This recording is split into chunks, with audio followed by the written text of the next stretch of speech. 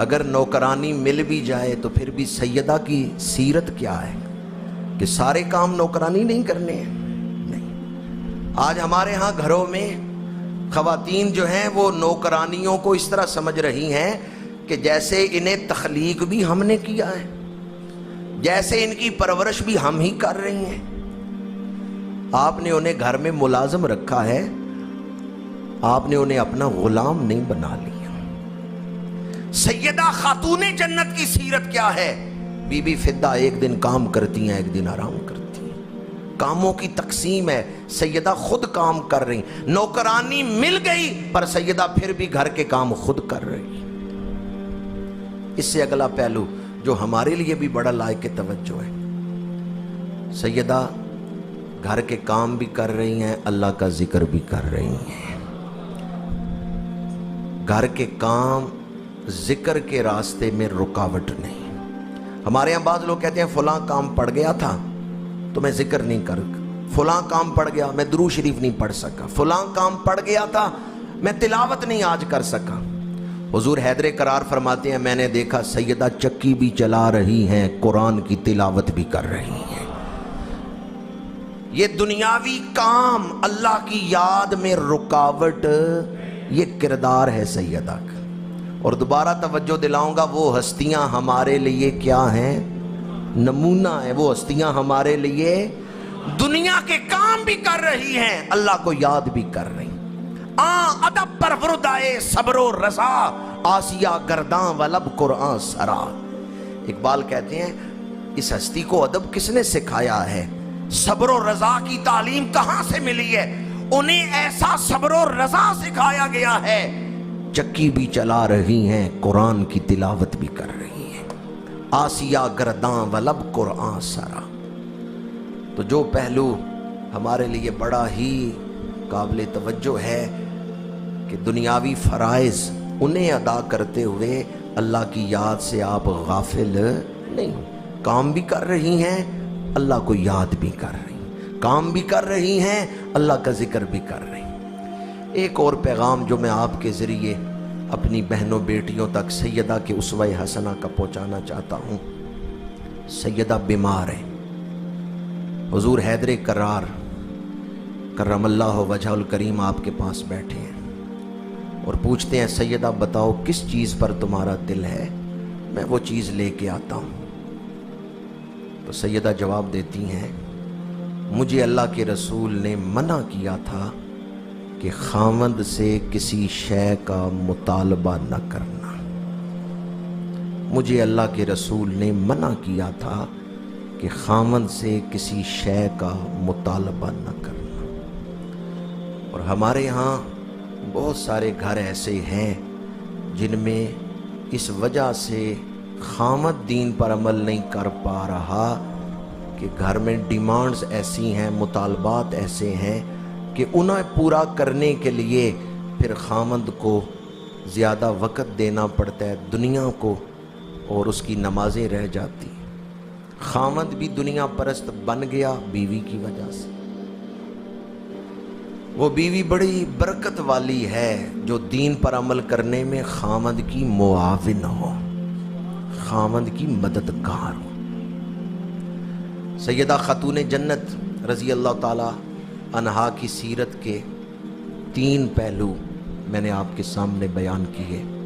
ایک تو آپ کا دل محتاجوں کے لیے تڑپتا ہے، آپ کے دروازے سے کوئی محتاج خالی نہیں جاتا۔ دوسرا پہلو اپنے گھر کے کام خود کر رہی ہیں اور یہ کام نماز یا تلاوت کے راستے میں رکاوٹ نہیں۔ تیسرا پہلو آپ اپنے خاوند سے دنیا کی چیزوں کا مطالبہ نہیں کرتی۔ چوتھا پہلو جس کی آج ہمیں پہلے سے بہت زیادہ ضرورت ہے، بلعم بن باورہ، اس کے پاس کچھ لوگ آئے کہ حضرت موسیٰ علیہ السلام کے لشکر کو شکست دینا چاہتے ہیں، کوئی راستہ بتاؤ۔ تو اس نے کہا اس لشکر میں بے حیائی پھیلا دو، جب بے حیائی پھیلے گی تو اللہ کی مدد اٹھ جائے گی، جب اللہ کی مدد نہیں ہوگی تو وہ ہار جائیں گے۔ تو بلعم بن باورہ نے اللہ کی مدد سے محروم کرنے کے لیے किस चीज को फैलाने का मशवरा दिया था? बेहयाई का। मुआशरे में जो बेहयाई है, इसका जिम्मेदार कौन है? औरतें या मर्द? ये किसकी वजह से मुआशरे में बेहयाई है?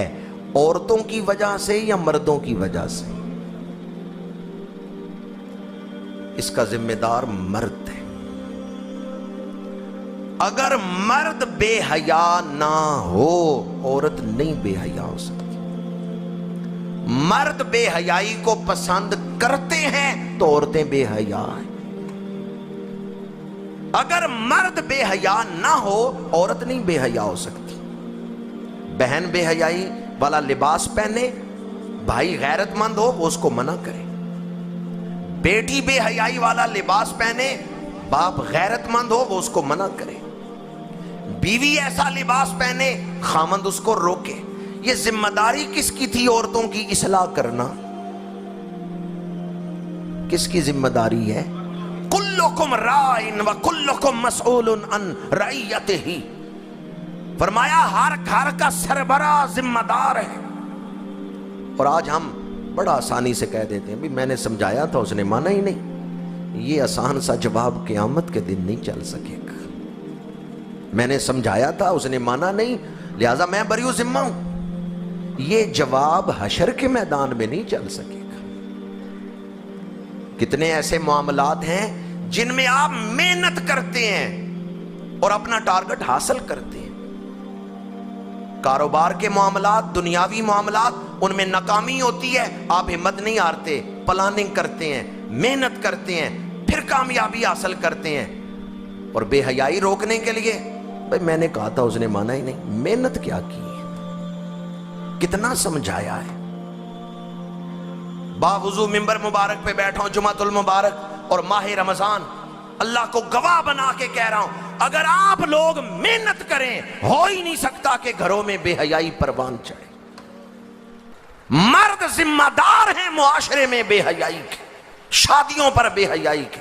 और इस दौर में तो मैं अपनी बहनों से भी अर्ज करूंगा, बाप की इज्जत को सड़कों पे नीलाम न करो। बेटियों से भी अर्ज करूंगा, बहनों से भी, अपने भाइयों की इज्जत को नेट पर नीलाम न करो।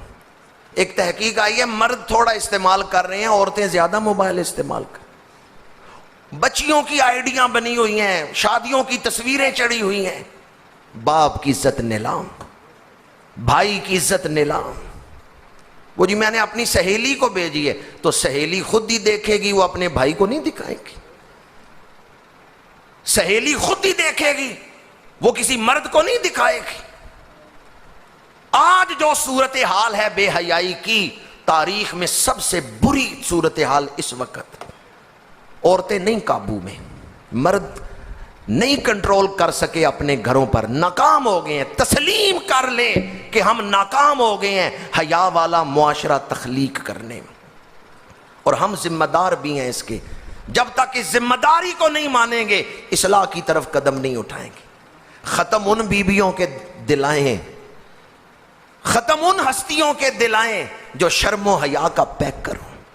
अकीदत उन हस्तियों से जो शर्मो हया की मुजस्समा है। हजरत सैयदा खातून जन्नत का फरमान है, मेरे आका करीम ने फरमाया, बेटी बताओ औरत की हया किस चीज में है।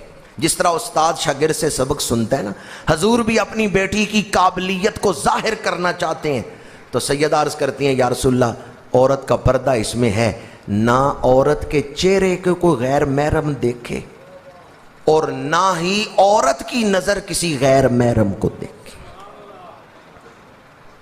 सैयदा खातून जन्नत के विसाल का वक़्त करीब आया। अस्मा बिनते उमैस आपके पास हाजिर है। सैयदा खातून जन्नत ने फरमाया, अस्मा बिनते उमैस, मेरा विसाल हो जाए तो हुजूर हैदर करार से फरमाना कि रात के अंधेरे में मेरी मैयत उठाएं, दिन के उजाले में ना उठाएं, ताकि मेरे जनाजे पर किसी नामहरम की नज़र न पड़े। और इसके अलावा पर्दे का क्या क्या इंतज़ाम हो सकता है? तो अस्मा बिनते उमैस कहती हैं, मैं कुछ अरसा हबशे में रही हूँ और मैंने देखा है कि हबशे में मैयतों के ऊपर کھجوروں کی شاخیں رکھ دی جاتی تھیں، اور جب میت اٹھائی جاتی تھی تو شاخ جو ہے کھجور کی وہ شاخیں رکھ دی گئیں، اب وہ پردے کا کام کر رہی۔ تو سیدہ نے فرمایا کہ میرے جنازے پر بھی کھجور کی شاخوں سے پردہ کر دینا۔ اب کتنا اہتمام ہے پردے کا! ایک تو ویسے ہی جنازے پر چادر پڑی ہوتی ہے، دوسرا پہلو کہ جنازے کو رات کے اندھیرے میں اٹھانا، اور تیسرا پہلو کہ کھجور کی شاخوں سے اس کے اوپر پردہ کرنا۔ یہ اہتمام کون کر رہی ہیں؟